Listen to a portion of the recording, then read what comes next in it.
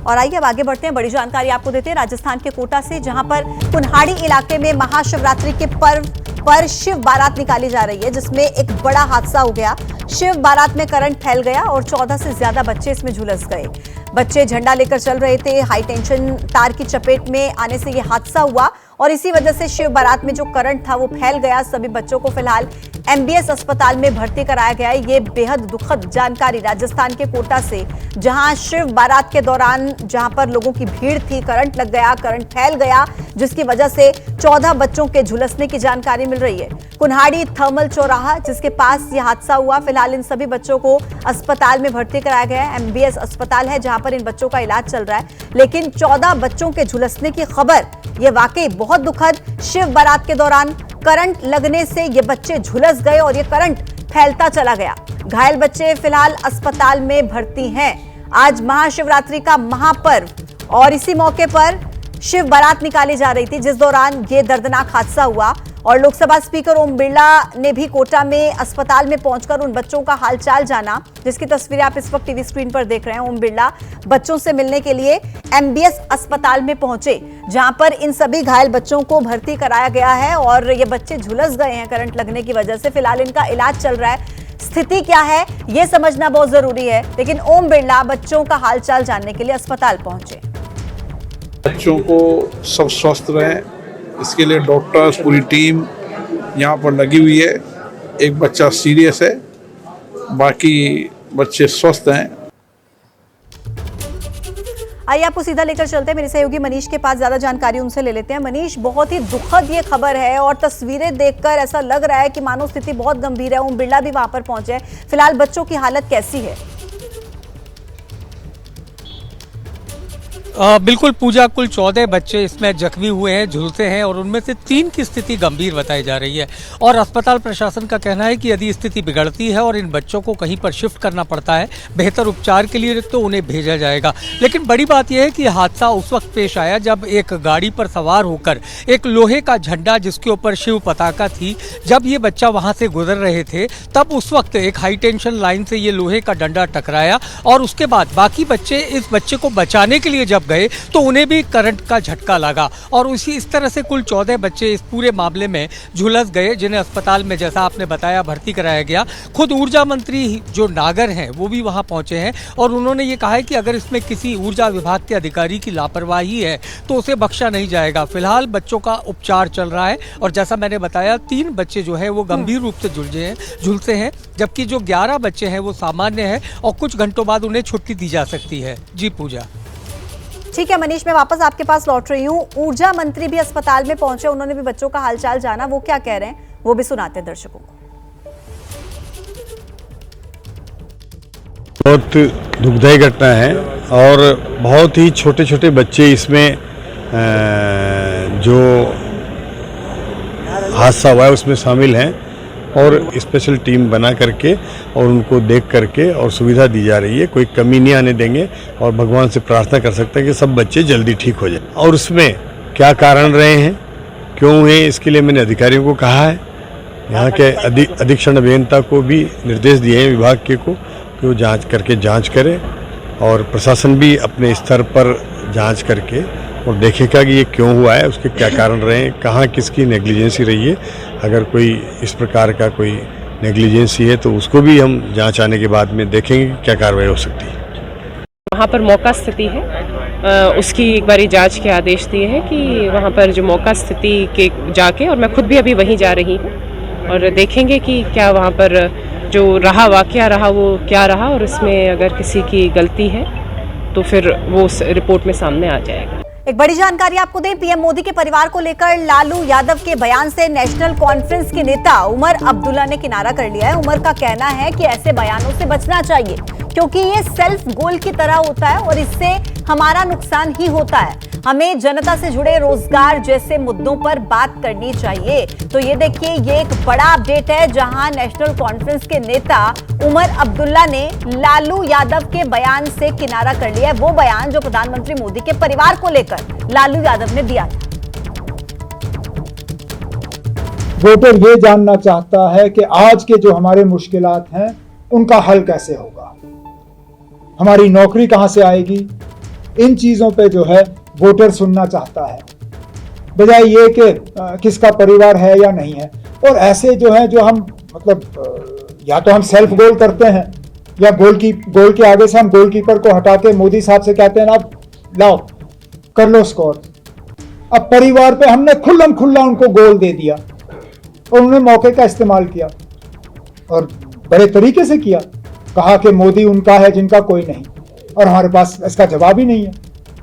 तो मैं तो अपने वो मुझसे हालांकि सियासी तौर और उम्र के लिहाज से बहुत सीनियर हैं, लेकिन मुझे थोड़ा बहुत जो तजुर्बा है वो यही है कि हमें इस तरह की सियासत जो है वो छोड़ के हमें लोगों के मुद्दों की सियासत करनी चाहिए। ये चौकीदार, ये अदानी अंबानी, ये राफेल, ये परिवार, ये चलता नहीं है। और देखिए इस बीच एक और बड़ी जानकारी आप तक पहुंचा रहे हैं। बिहार में एमएलसी के लिए प्रत्याशी का ऐलान हो चुका है। ये बड़ा अपडेट, महागठबंधन से 5 उम्मीदवारों का ऐलान हो गया है। इस वक्त की बड़ी जानकारी, जहां बिहार एमएलसी के लिए देखिए प्रत्याशियों का ऐलान, ये इस वक्त का बड़ा अपडेट। एमएलसी के लिए प्रत्याशी का ऐलान बिहार में हो चुका है। महागठबंधन से देखिए 5 प्रत्याशियों के नाम का ऐलान, जिसको लेकर एक बड़ा अपडेट मिल रहा है और इंतजार किया जा रहा था कि ये नाम जो हैं ये कब सामने आएंगे। और ये नाम देखिए लगातार, ये जो लिस्ट है ये हम आपके टीवी स्क्रीन पर चला रहे हैं। राबड़ी देवी का नाम आप देखिए इस लिस्ट में देख पाएंगे। इसके अलावा अन्य कई नाम हैं जो इस लिस्ट में आपको नजर आएंगे। ये एमएलसी उम्मीदवार हैं जिनके नाम का ऐलान हो चुका है। अब्दुल बारी सिद्दीकी भी एमएलसी उम्मीदवार, राबड़ी देवी का नाम देखिए इसमें शामिल है। इसके अलावा साथ ही साथ आप देख सकते हैं दल का नाम भी, दल का नाम और उम्मीदवार कौन है ये दोनों आपको इस पूरी लिस्ट में नजर आ रहे होंगे। अब्दुल बारी सिद्दीकी का नाम, राबड़ी देवी का नाम जो इस लिस्ट में साफ देखा जा सकता है। ये बड़ा अपडेट है कि बिहार एमएलसी के लिए ऐलान हो चुका है प्रत्याशी का, जिसका इंतजार था कि कभी भी जो लिस्ट है सामने आ सकती है, प्रत्याशियों के नाम सामने आ सकते हैं। और अब 5 प्रत्याशियों के नाम का ऐलान हो गया है। शशि यादव है इसमें, सैयद फैजल अली हैं, उर्मिला ठाकुर हैं, अब्दुल बारी सिद्दीकी हैं और राबड़ी देवी हैं, जिनके नामों का ऐलान बिहार एमएलसी के प्रत्याशियों के रूप में हो चुका है। आम आदमी पार्टी ने चुनाव के लिए शुरू किया कैंपेन। सीएम केजरीवाल और भगवंत मान ने लॉन्च किया कैंपेन। संसद में भी केजरीवाल दिल्ली होगी और खुशहाल का दिया नारा। सीएम केजरीवाल का बड़ा बयान, बोले दिल्ली में आम आदमी पार्टी की सरकार है, इसलिए बीजेपी वाले दिल्ली के 2 करोड़ लोगों से नफरत करते हैं।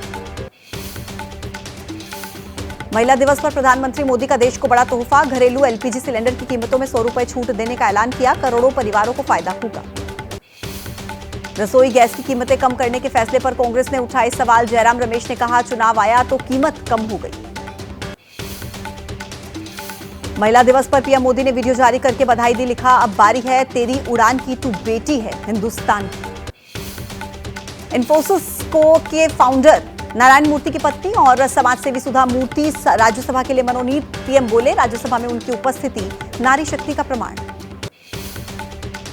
भारत मंडपम में पीएम मोदी ने दिए नेशनल क्रिएटर्स अवार्ड, 3 अंतर्राष्ट्रीय हस्तियों समेत 23 लोगों को सम्मानित किया। पीएम मोदी ने बिहार की गायिका मैथिली ठाकुर को सांस्कृतिक राजदूत वर्ष का पुरस्कार दिया, कथावाचक जया किशोरी को भी सम्मानित किया। पीएम का आज से 2 दिन का असम दौरा, 18,000 करोड़ की योजनाओं का शिलान्यास करेंगे।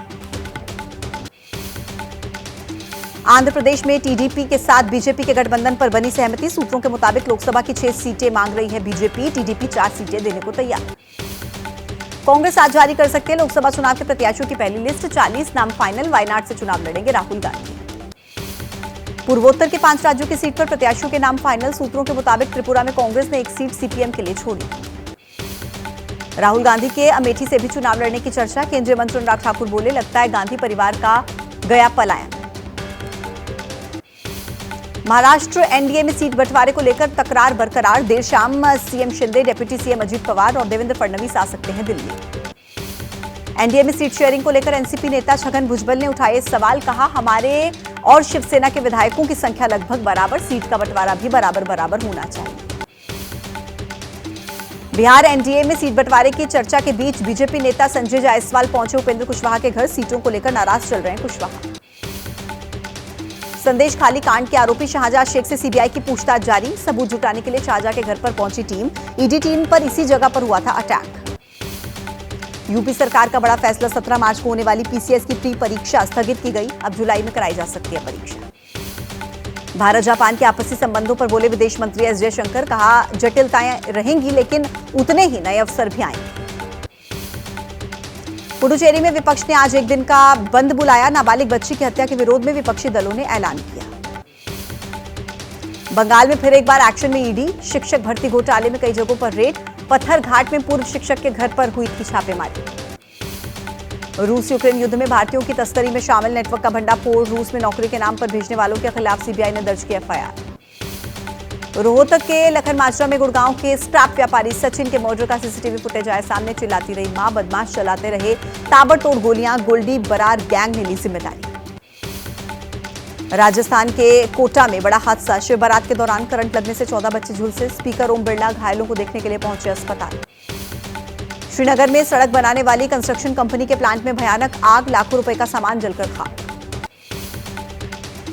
एक हफ्ते के बाद फिर से खुला बेंगलुरु का रामेश्वरम कैफे के कर्मचारियों ने पूजा पाठ कर फिर से शुरू किया काम। पिछले शुक्रवार को धमाके के बाद बंद हुआ था कैफे। गर्मी शुरू होने से पहले जल संकट से जूझ रहे हैं बेंगलुरु के लोग। पानी की जबरदस्त किल्लत, टैंकर्स के जरिए पानी की सप्लाई जारी। हरियाणा के झज्जर जिले में मामा ने भांजियों की शादी की रस्म में दिया 1 करोड़ का तोहफा, 15 तोले सोना, आधा किलो चांदी भी दी शगुन। हरियाणा के रेवाड़ी में शादी के बाद किसान की बेटी की हेलीकॉप्टर से विदाई, समारोह में उमड़ा जन सैलाब।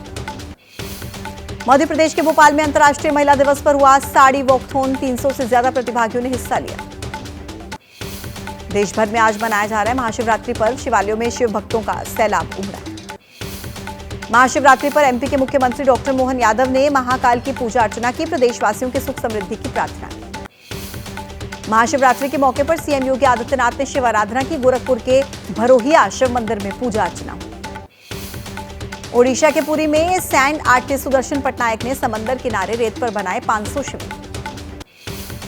तमिलनाडु के कोयम्बटूर में ईशा योग सेंटर में महाशिवरात्रि की धूम, विभिन्न देशों से महाशिवरात्रि के मौके पर पहुंचे हजारों लोग।